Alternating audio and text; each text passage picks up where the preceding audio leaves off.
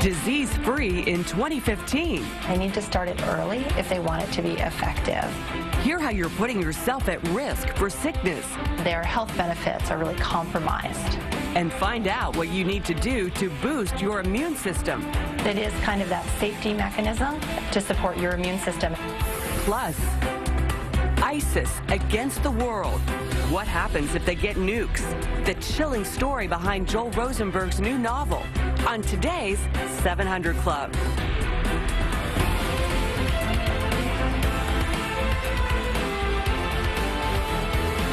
Well, welcome to the 700 Club. A shocking terrorist attack today in Paris, France, with at least a dozen people dead. Two masked gunmen attacked a newspaper office. They shouted Allahu Akbar as they stormed the building. It was the deadliest terror attack in France in at least 2 decades. That paper, by the way, had just published a cartoon mocking the leader of the Islamic terrorist group called ISIS. Well, joining us now with more is author Joel Rosenberg, who's just written a new book, published yesterday, I believe, just come out. It's called The Third Target. And he's talking about what ISIS would do if they got hold of weapons of mass destruction. Joel, thank you for being with us. Great to be with you, Pat. Thank you. What's the deal on this thing in Paris? What do you know about it? Well, the satirical newspaper had been mocking Prophet Muhammad. It had just published a cartoon mocking the leader of the Islamic State, ISIS, Abu Baghdadi. And the cartoon basically is a New Year's announcement by the ISIS leader saying good health to everyone, even though they are cutting off the heads of people, enslaving children, and massacring. So it is a terrorist attack, as you said, the worst in France in many, many years. And it's evidence that ISIS is moving. They are not going to stay contained in the Middle East. Well, now, in this attack, were the terrorists killed, or did they get away? They got away. It's 2, maybe 3. I saw a video this morning of somebody shooting from a rooftop of them jumping in a car and driving off. So the good news is there was video of the car, so there's an all-points bulletin. They're on very heightened alert right now. All right, now, you've written a book. You've been very prescient in terms of stuff that you've written. The Defense Department wonders if you got an insight into their computers. But The Third Target, how come you wrote this book? Well, The Third Target is really looking at what I thought was the next concern for the West and the United States, and that is ISIS, this Islamic State. Now, when I began writing it, even my publisher had not heard of ISIS, and we all wondered maybe I should write about a fictional terror group. But as I sat down with former CIA Director Jim Woolsey from the Clinton years, former CIA Director Porter Goss from the Bush years, a former head of Mossad, they all said ISIS is what's coming. And if you're going to write a book about the dangers that are coming, it's this Al-Qaeda morphing into something worse. How come the president was surprised? He seemed to be surprised if 2 CIA, former heads of the CIA and the head of Mossad, with oral warning, didn't he get briefings on that? Well, as you know, he skipped a lot of those briefings. No, he did. I'm not trying to make a partisan point. It's a factual point. Yes, it was a year ago today, January 7th, that he gave an interview, the president gave an interview with The New Yorker. And he said in that interview, which was published a few days later, that ISIS was a JV team. It was not a serious player, and that Al-Qaeda was on the run. I was already deep into writing The Third Target. I knew that was not the case, but I will admit that I didn't expect ISIS to become as big a threat, maybe for another 4 or 5 years. Well, they were driving pickup trucks, for heaven's sakes, with machine guns, and they swept over Iraq. It was totally illogical. I couldn't understand it. Well, the story inside The Third Target, again, this is a novel, but it's a novel about a New York Times foreign correspondent who hears a rumor that ISIS has captured chemical weapons inside Syria. So he asks his editor if he can go interview the commander. The editor says no. The reporter goes anyway. And what sets into motion is me being able to take the reader inside this world of ISIS. And ISIS is already trying to bring down the Syrian government. They're already trying to bring down the Iraqi government. So the question becomes, what is the next target? What is the third target? Is it the United States? Is it a European capital? Is it Israel? Or is there a moderate Arab state that, you know, where are they heading next? And I don't know if it's limited to a third. I think they have multiple targets. Well, you have your protagonists in here, ISIS players, and fictional or otherwise, they're debating where to go next. Is that it? They're not debating. The reporter's trying to figure out where they're trying to head. And so it's a bit of a journey, because clearly they're preparing to attack on multiple fronts. Sure. But in the novel, they do capture chemical weapons. And so they're not just talking about a general attack. They're talking about a genocidal attack.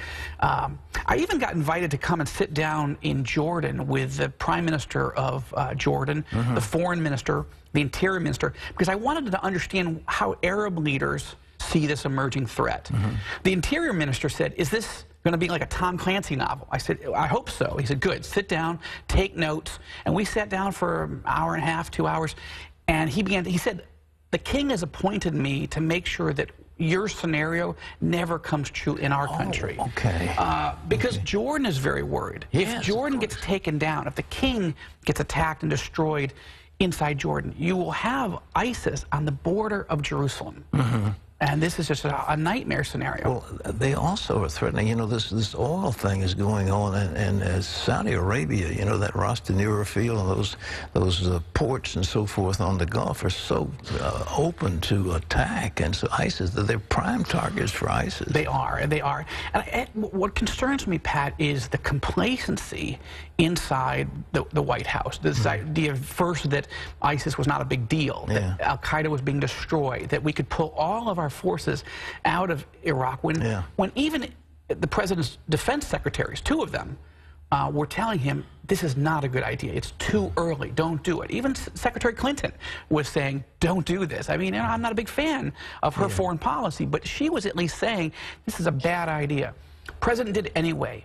And he still seems complacent to this threat. Unfortunately, Paris reminds us that this isn't fiction, that these guys are coming, and I'm concerned that they're coming here to the United States. What do you think about, you know, the whole attitude toward ISIS? He said, as I recall, that this was not an Islamic group. Didn't he say that? He said this, well, in effect. I mean, he's saying this is not a problem with Islam.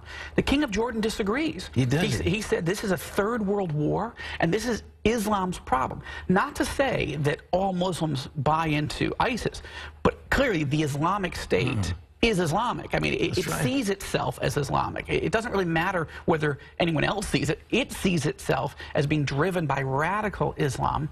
And I think people are getting exhausted by the threat of radical Islam. But as I make a point throughout many of my books, you and I have talked about it, if you misunderstand the nature and threat of evil, you risk being blindsided by it. And if we get our eye off the ball, Iran is the biggest threat in the region. Radical Islam trying to build nuclear weapons. ISIS trying to capture chemical and biological weapons. But as you know, they're committing genocide even without chemical weapons. I mean, we have genocidal conditions in Syria and Iraq. Christians are being murdered. They want to kill Jews in Israel. But really, it's Muslims who are dying most right now. And we've got to have a Western alliance that's decisive. And right now, we just do not. The leader of Egypt, Al-Sisi, is a terrific guy, I think. And he came out just recently and said, look, we've got to examine this whole idea of Islam, what it is. It's got, I mean, it's repugnant throughout the earth. I think the president of Egypt, first of all, he's an authoritarian. He has some issues on human rights. Well, however, compared to the head of the Muslim Brotherhood running the country, we're not even close.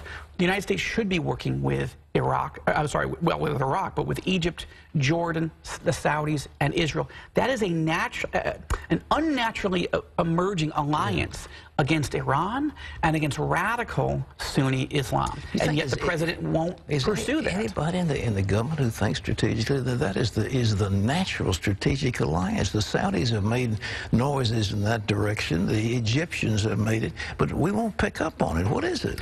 It's the president. I mean, you know, I think if you had different leaders in office, you'd have people saying, look, I know personally that a key member of the Congress sat with Al-Sisi, and he told me, I can't name the member of the Congress, but he said, I just sat with El-Sisi. He told me that he's got a better relationship with Prime Minister Netanyahu in Israel than with President Obama. Good. Now I'm glad that that relationship is building between Egypt and Israel, but it's something serious when the President of the United States, whoever that would be, doesn't understand who our allies are emerging. Again, we wouldn't have thought the Saudis would be an ally against radical Islam. 19 Saudis hit us on 9/11. But things have changed, and the President does not seem to understand it.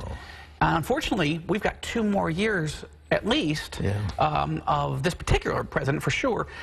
And even though 2016 is building up, we have to deal with the President we have now. Well, Joel, I hope this book it sounds fascinating. And ladies and gentlemen, it's available where books are sold. It's just released. It's called The Third Target. If you like Joel's work, I mean, you've got a gorgeous Mossad agent being taken over by New York Times. The other way around. I mean, the New York Times reporter is in the thrall of the Mossad agent. Great story. Thank you very much. I appreciate it. Thank you so much for being here. Great to see you. God bless you. Joel Rosenberg. It's called The Third Target. Just out. You can get a copy and enjoy it.